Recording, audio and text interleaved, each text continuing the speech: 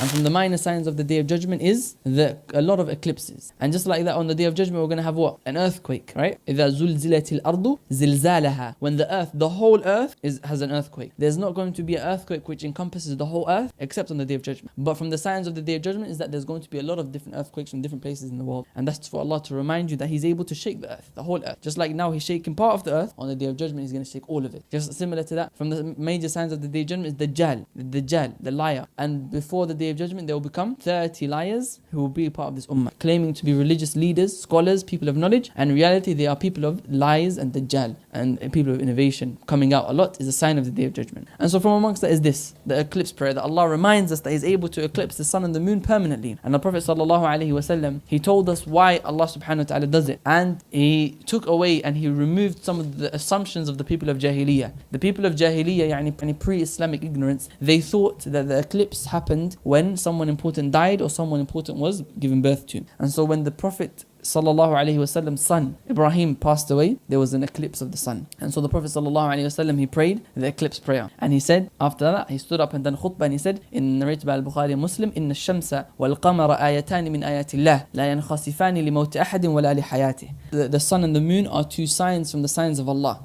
They do not eclipse because of someone being born, someone important is born, and they don't eclipse because someone important died. And that's, look at that. The Prophet ﷺ, his own son died. If he wasn't a true prophet, he would take advantage. He would say, look, my son died, and there's an eclipse to show you guys what you guys believe is true. But he went against that because that's not the deen of Allah, and he only came to bring the deen of Allah subhanahu wa ta'ala. فَإِذَا رَأَيْتُمْ ذَلِكَ. So when you see the sun and the moon eclipsing, فَصَلُّوا وَتَصَدَّقُوا. So then pray and give charity, وَاسْتَغْفِرُوا and وَدُعُوا and make dua and ask Allah to forgive you. The Prophet ﷺ would rush to go and pray when the eclipse occurred, because it was a sign of Allah that should instill fear in the hearts of the people, to remind them that this is going to happen on Yawm al-Qiyamah permanently, and Day of Judgment is near.